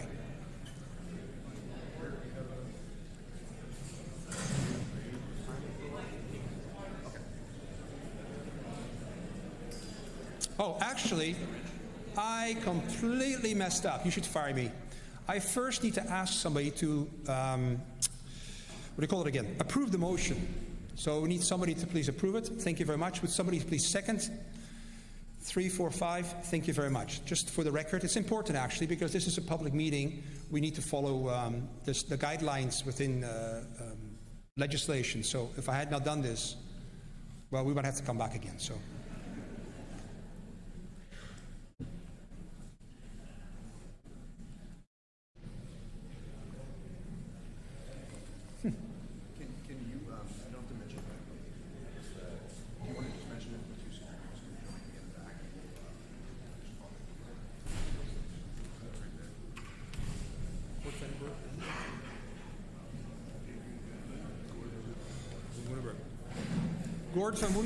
Gord van Moedenburg and Adrian Vanderlaan, if you can please go over to the back of the room. They are the two scrutineers from the audience. They'll be joining the 2 board members and Mike. The 5 of them will tabulate the results and give them to us, and I'll announce the results after our entertainment show for the evening. Where's our principal? There he is.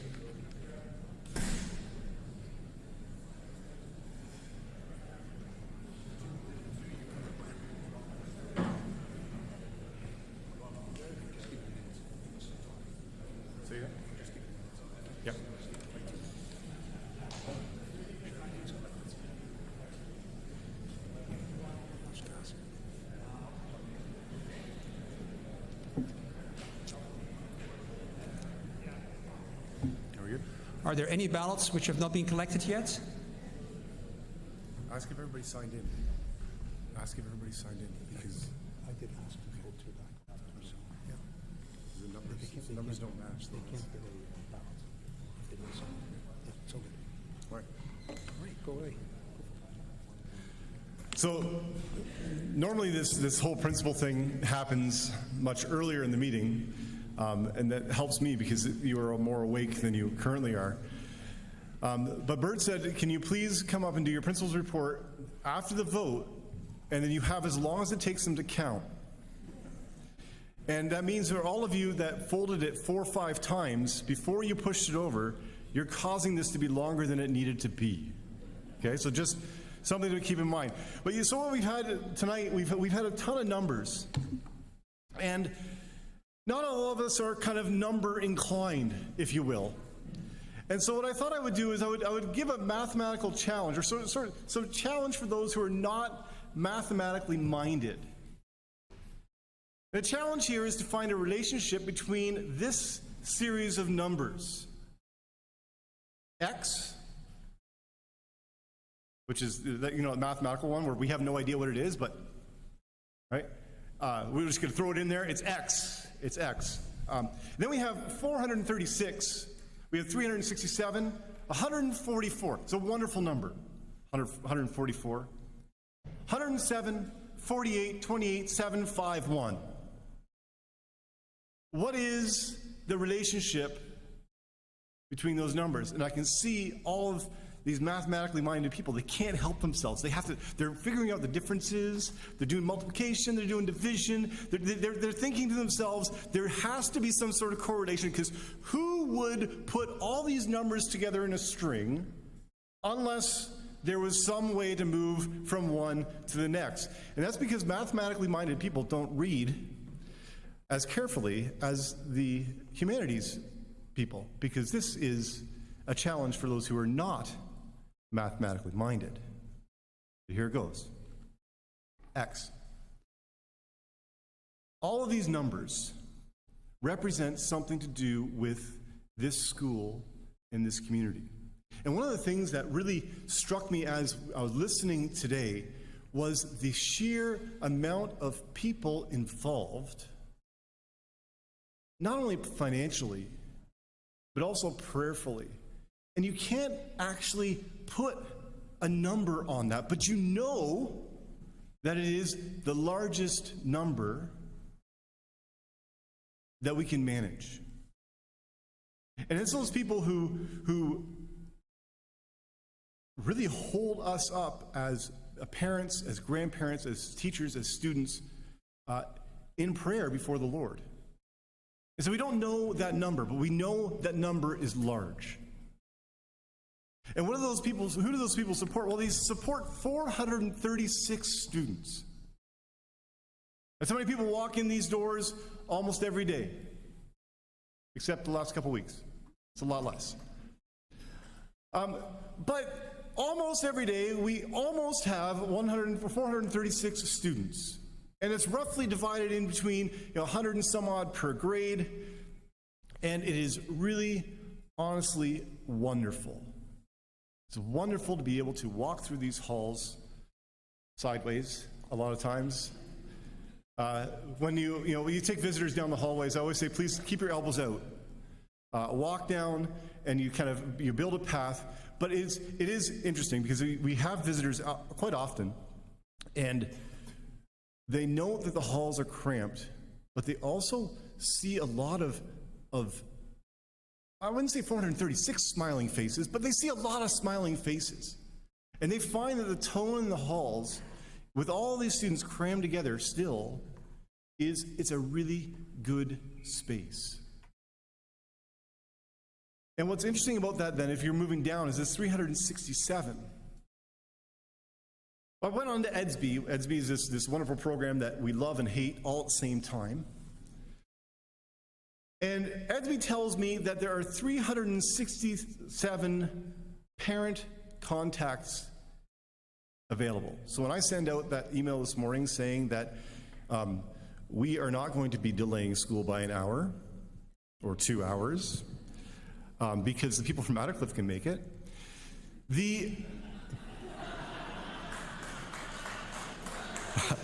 sorry, that was my outside voice.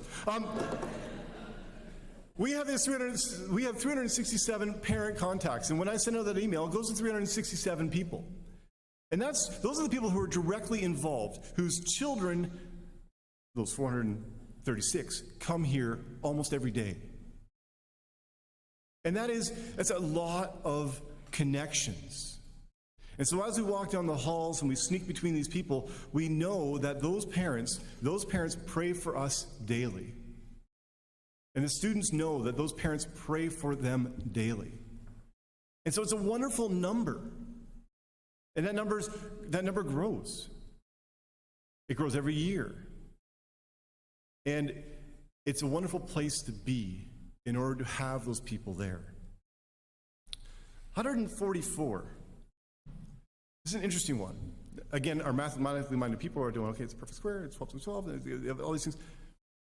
Did you know, and I love this number for this reason, 144 are the students who, since September, have been involved in teams or clubs.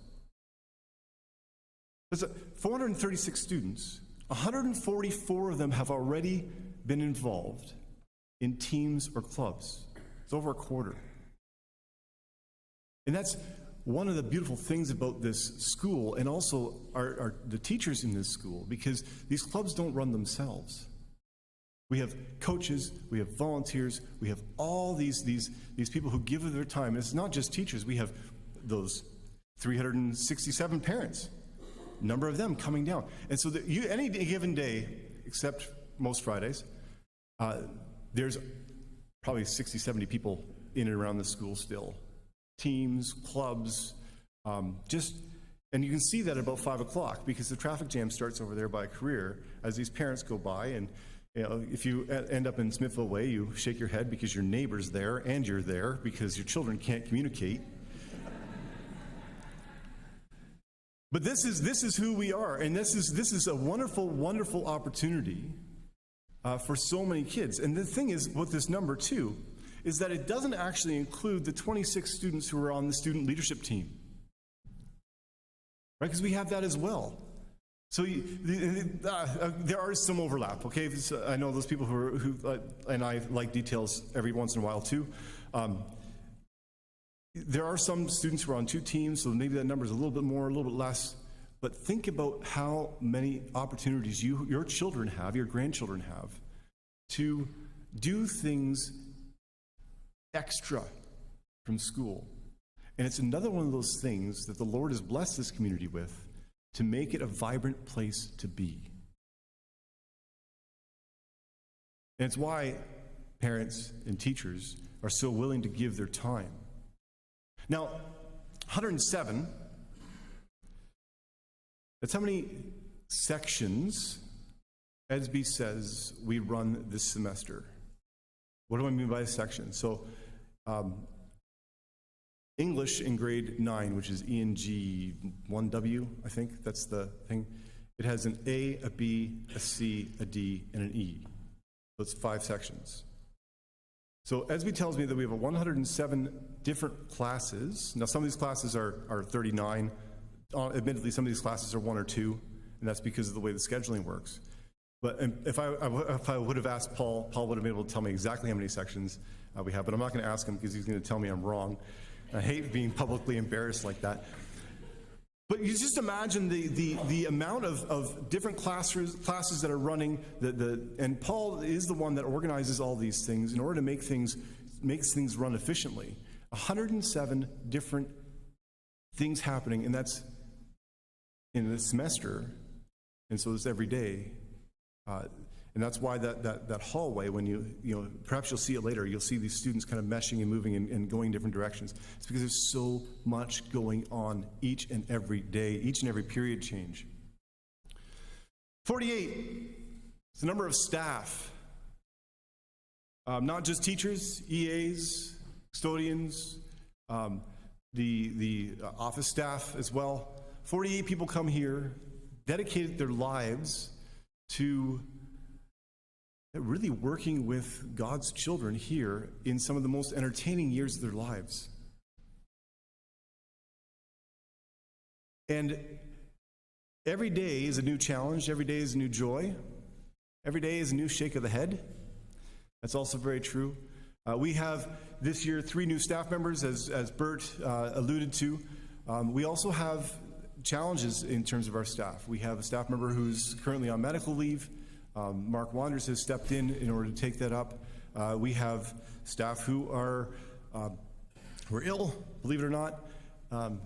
And so every day there's this puzzle you need to get, because you have to fill these 107 spots with 48 people, and they're not all there all the time. So this is part of the work that we're doing, part of the numbers that we work with each and every day. And 28 is interesting because, Mike, you talked about, Mike is not here. Mike, what used to be there? He talked about these 21 churches, these 21 supporting churches. But and that's true. If you're looking at the number of Canadian Reformed churches that support the school, the number is 21. But the actual number of congregations that we represent is 28, because we have a number of URC congregations. We have a couple of Reformed Presbyterian congregations, and we have some others that have fallen into this greater Christian school community, greater Christian community enrollment policy. And so we touch so many different areas. And this is the one place where all those people meet. And it's a wonderful opportunity to see that and also to see that grow. Then we move on, 7. And this is the number that a lot of people don't know.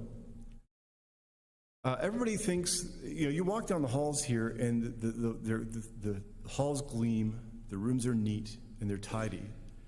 And Wayne Morris does a wonderful job each and every day of sweeping those halls. I've never met somebody who takes his task so seriously and can still operate with such kindness to the people that make him have to sweep again in 72 minutes. And it's not just me saying that, the students as well. It's interesting. If you walk down the hall and you say, listen, Mr. Heemskirk, if you do that, Mr. Heemskirk's going to be mad. They're like, whatever. You go down the hall and you say, listen, why don't you pick up after yourself? Mr. Morris is going to, you're making him do extra work. Oh, yeah, okay, yeah, I didn't think about that. And then they go and do it. But he's just one of those 7. And I think we don't often think about the fact that there are other people. There's 6 others. There's 3 upstairs and 3 downstairs who come here after every day, and they're part of our community, but they're kind of this silent part of our community, and they're the cleaners. We have a cleaning company, and these people are dedicated. They are here every day, always smiling. You get to listen to Latino music if you wander down the hall sometime around 5:30, and they're just happy. They're happy to be here. They love the community, they love the school, and they're always positive about the community, and they're always positive about the school. And it's one of those things when we were having these time periods where we were on school and off school, they also had to walk that road with us, because when they weren't cleaning, they weren't working here either. So I just wanted to mention that and mention them.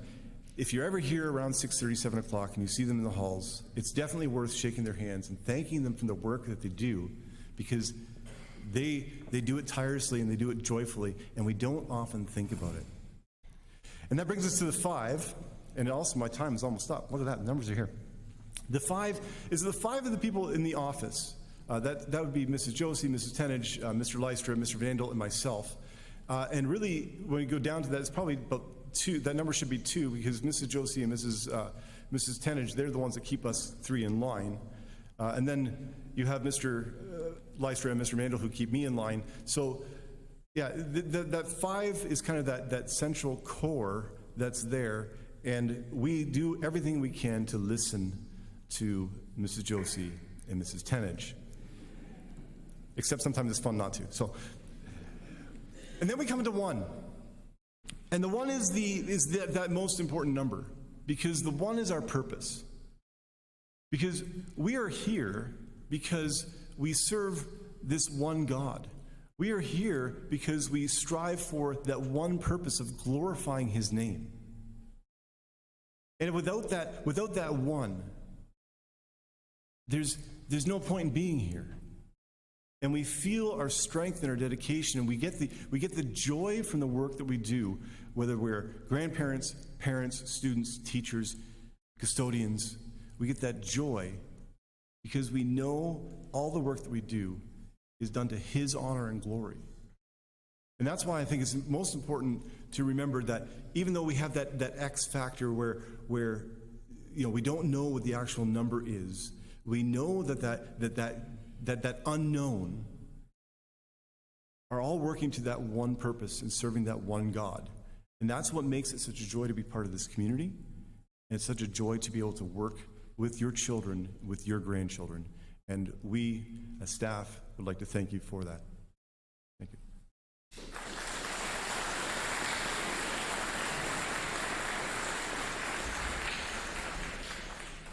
Thank you very much, Jason, for bringing some perspective in there.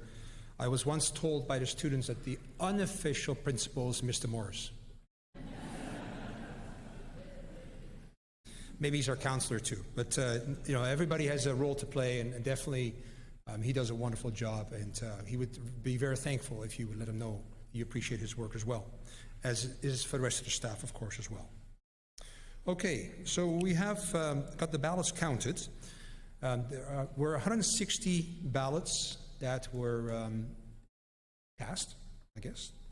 Of the 161 was spoiled, so we have 159 valid ballots which were counted, of which 146 said, yes, let's proceed. That's 92%. Thank you very much.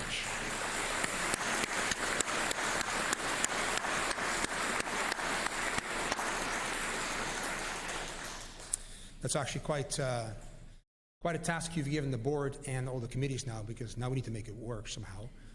We will talk about that at the end of the meeting when we're going to go to prayer, because ultimately it's not about us. We need to bring it back every time.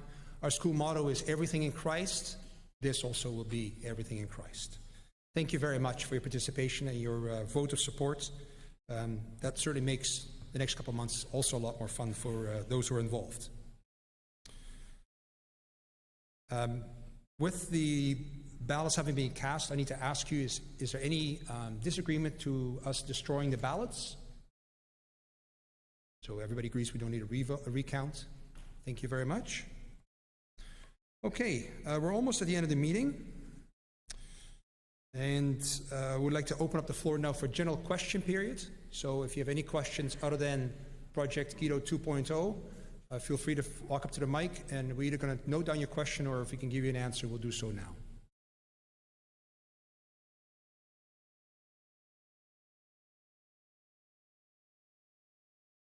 Everybody wants coffee.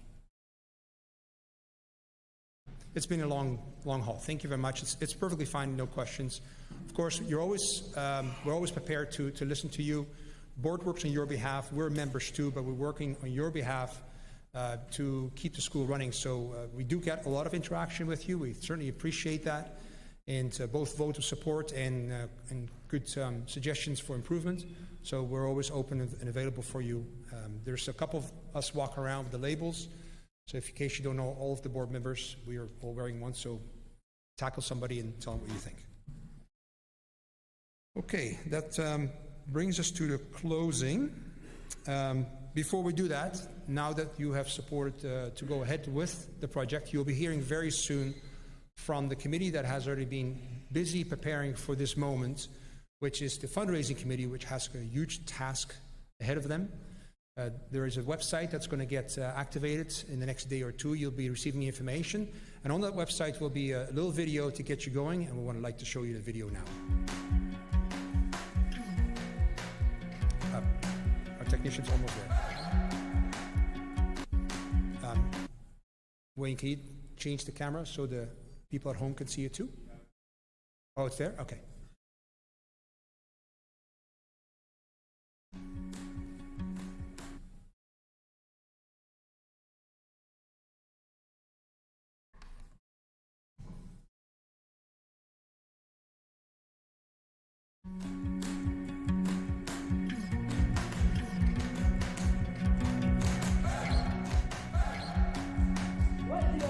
What do I love the most about Guido? The people, I guess, the people that are here. I began my career at Guido in 1992, and I had 25 blessed years at that school, and I loved every minute of it.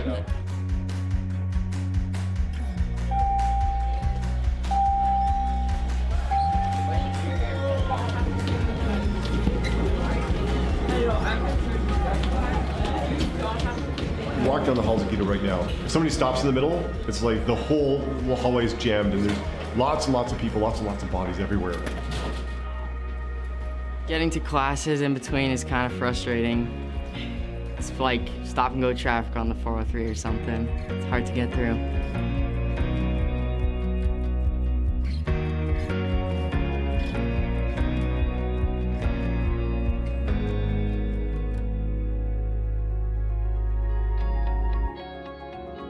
I walked through the building, or most of it, and I'm blown away by the size of it.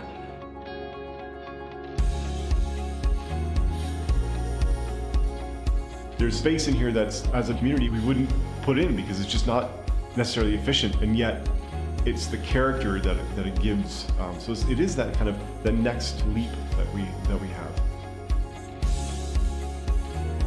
Well, I'm thinking back to the time when we had a big drive for the enlargement of the present building, and how elated people felt when they were participating in a campaign that was such a success, and it built faith for the future in the people, and that is a highlight of my connection with Guido. Hopefully, I'll be able to find my way around when I come to sub here once in a while, but this is amazing. This is an opportunity that's just amazing for Guido.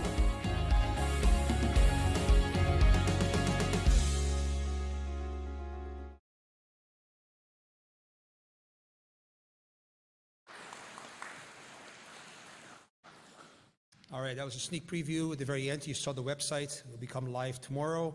Stay tuned. We're going to count on your support. You voted for this, and now let's together bring this project to its completion by, well, Lord willing, moving in next year, September.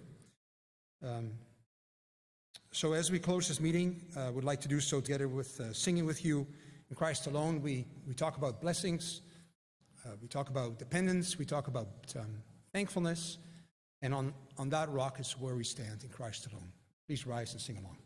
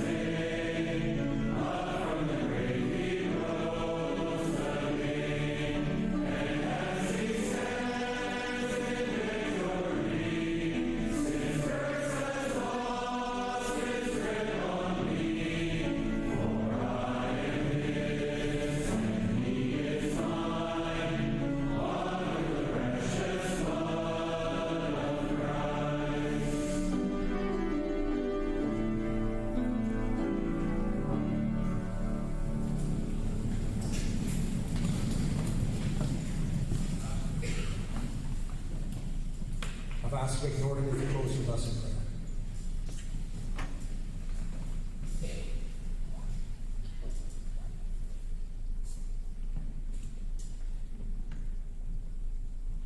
Can I lead you in prayer?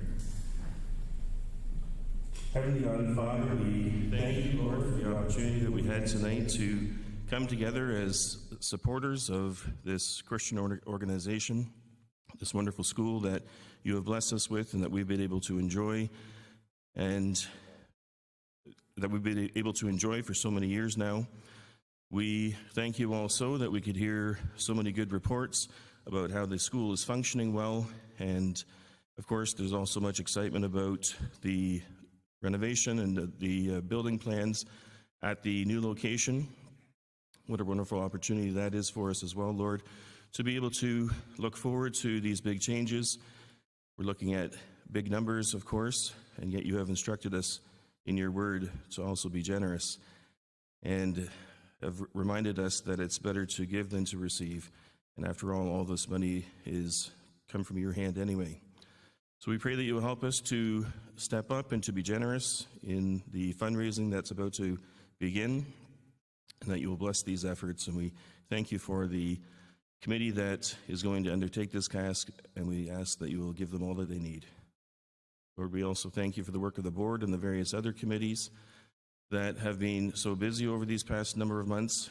Will you continue to bless them too, help them and all of us, of course, to make decisions that are God-pleasing and to your honor and glory. Father, on the eve of what looks like a strike in the public system, we can also remember how thankful we ought to be for our own staff, and that includes our support staff and the EAs and the caretakers. What a blessing, Lord, that we don't have to deal with that type of thing, that we have employees, staff that cheerfully come here each day and do their tasks. Sometimes it can be a challenging task, but most would agree that it's also a beautiful task. And we thank you for what they continue to do in the school each day. Will you continue to give them joy in their work, and will you bless their efforts as they help us as parents and grandparents to also carry out our own tasks. Father, we also pray that you'll give us safe travels on our way home tonight after a little bit of fellowship. Will you give us all that we need to arrive home safely and bless us with a good night's rest? All this we ask for Jesus' sake. Amen.